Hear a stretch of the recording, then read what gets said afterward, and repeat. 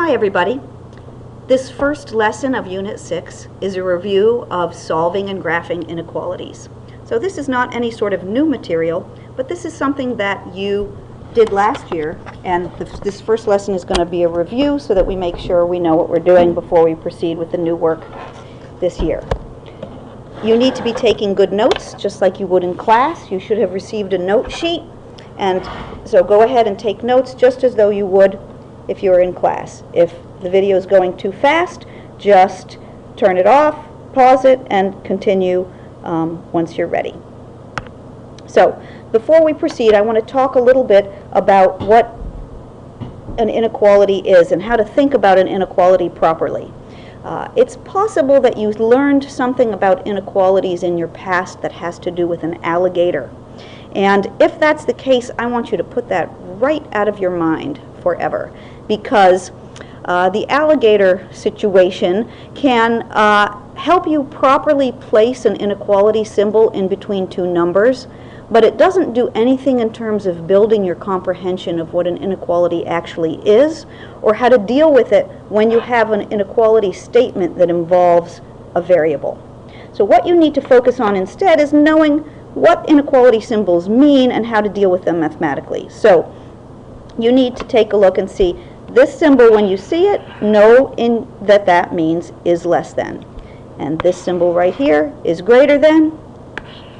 That one is less than or equal to, is greater than or equal to. So you just need to, independent of those being in a situation with numbers, you need to be able to look at those and recognize what they are.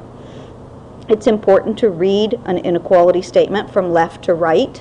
That's going to help you understand the relationship. Read it left to right just like you would a sentence in the English language or like you would an equation. So this first one right here, 4 is greater than or equal to 9. That's how we would read that. A little bit less intuitive is how to think about this next one, but really, again, reading it left to right helps you out.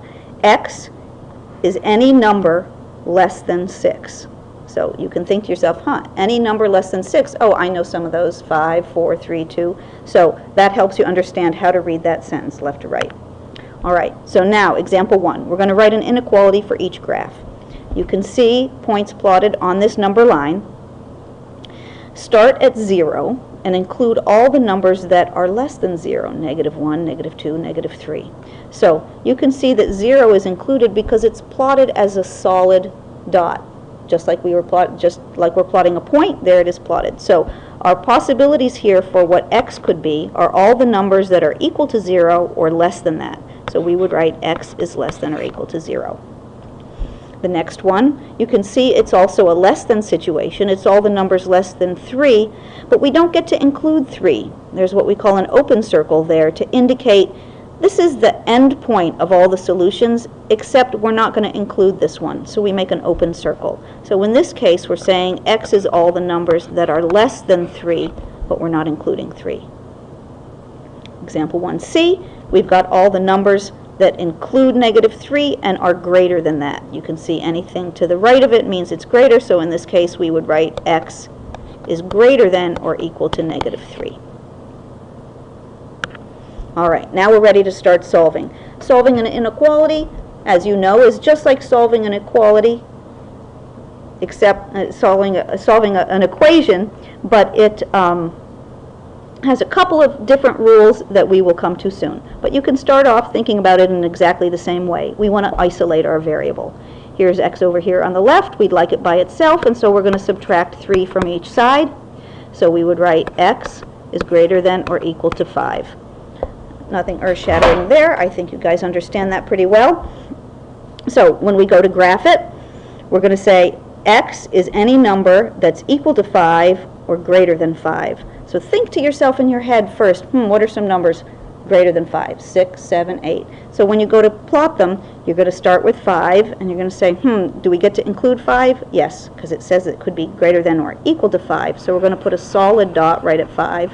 And now x is any number greater than that, so those are the numbers that move over to the right.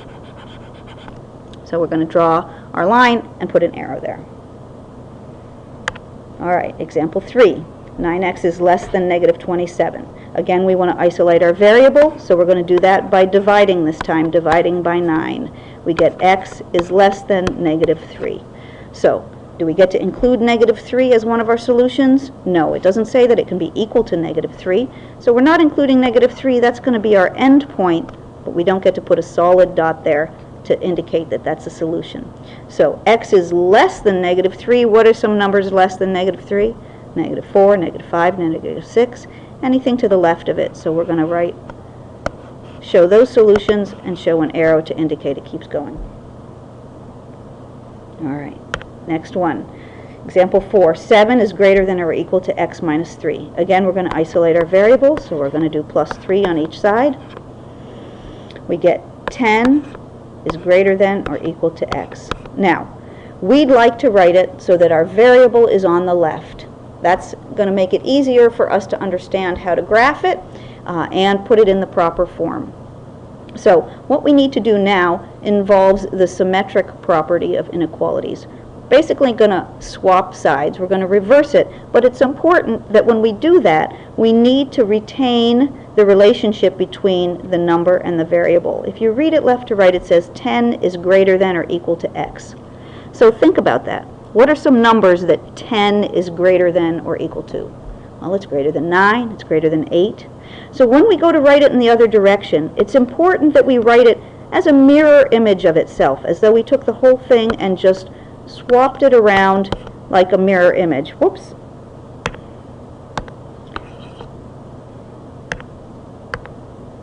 So let's think about it. Initially we said 10 is greater than or equal to x. So some of the solutions to that would be 9, 8, 7. And so now that we've switched it around, is that relationship still retained? 9, 8, 7, are those less than or equal to 10? Yes, so we've done it properly. So don't confuse this switching of the sign with the situation that we get into when we divide or multiply by a negative number, which we're going to explain in just a minute. Here all we're doing is reversing the sign because we've switched the sides of our inequality, and it's important to understand when we do that.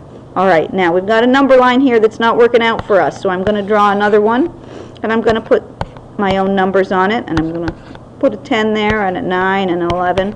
All right, so go ahead and draw one for yourself as well. Less than or equal to 10 means we have a solid dot at 10 and going over there to the left.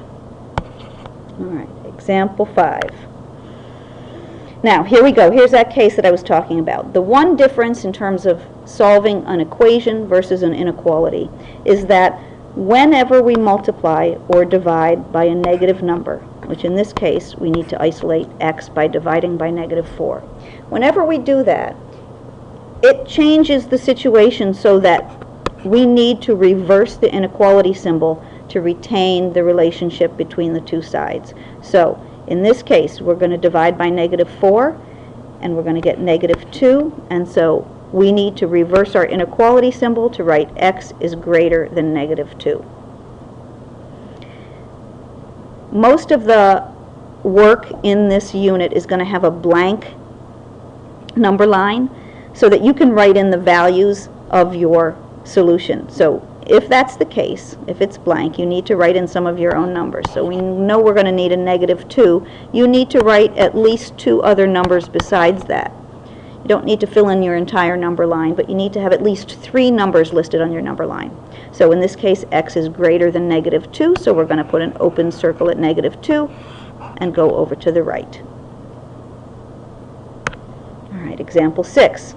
Here's another situation where we need to isolate our variable by, this time, multiplying by a negative. We need to undo -1/2, so we're going to undo that by multiplying each side by -2. So if we multiply or divide by a negative number, it's important to reverse the inequality symbol to retain the proper relationship between the two sides. So in this case, we get x is greater than 6. When we go to graph it, we're going to put at least 3 numbers on our number line. X is greater than 6. We're going to have an open circle 6 and go over to the right. Next one. Now, this is a little bit more complicated. Here's a 2-step inequality. Same procedure as when you're solving an equation. So the first thing we need to do is figure out where x is. It's on the right. What's along with it? How do we isolate it? And the first thing we're going to do is plus 4 on each side. And we get 10 is greater than or equal to negative 2x. We want to isolate x, so we need to divide by negative 2. If we divide by negative 2 on each side, that's the situation where we need to reverse our inequality symbol. So instead of greater than or equal to, we're going to have less than or equal to. So now we're left with negative 5 is less than or equal to x. Well, we don't want to end with our x on the right. We really want the x to be on the left. So now we're going to do a mirror image swap of what we have. So we're going to have x on the left and negative 5 on the right, and then take a look at it. If you look at that inequality symbol, the larger side is toward the x and the smaller side is toward the negative 5. So we need to make sure that that's the way it stays. The larger side is toward the x, the smaller side is toward the negative 5. So we've got x is greater than or equal to negative 5. So let's put some numbers on our number line. Greater than or equal to means we have a solid dot. Greater than means we go to the right. Example 8. All right. Lohita has $25 to spend at the bookstore. She will buy one math book for $13 and some bargain paperbacks that are on sale for $1.50 each. So we need to write and solve an inequality to determine how many paperbacks she can buy. Well, what we don't know is how many paperbacks she can buy, so that's what our variable is going to be. We want to say x is equal to the number of paperbacks she buys. All right, so what's her situation? Well, she's going to buy this math book for $13. We're going to put that down. And then what's she going to do? She's going to buy a bunch of paperbacks, and each one is $1.50. So to figure out how much she's going to spend on paperbacks, we're going to multiply however many she buys times $1.50. Well, however many she buys is being represented by x, so we want to write $1.50x. We're going to add that to the $13. Now what's the deal? She's got $25 to spend. So it could come out to be exactly equal to 25, but maybe it won't come out exact. She could decide she's going to spend a little bit less than 25. All we know is that it can't go over 25.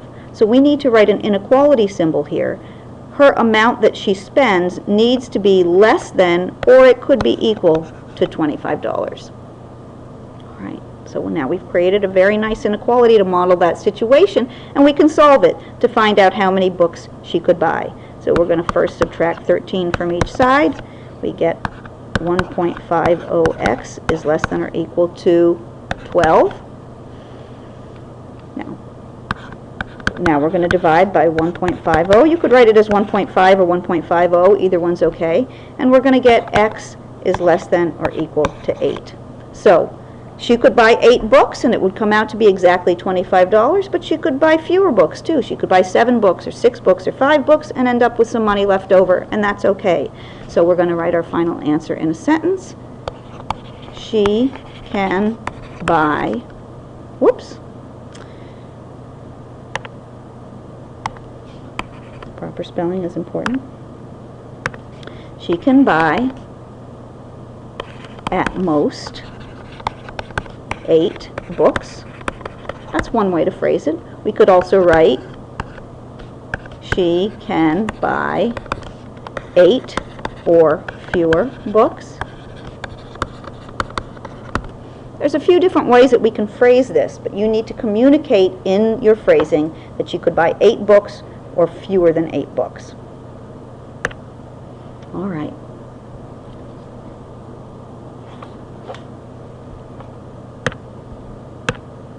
All right, so what is our rule for solving inequalities? The main thing we need to remember that's different from solving an equation for solving an inequality is that we need to reverse the inequality symbol. Come on.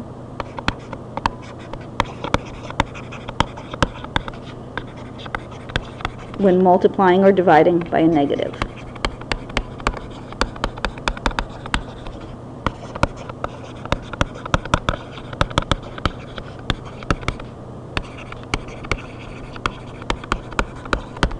We need to reverse the inequality symbol when multiplying or dividing by a negative.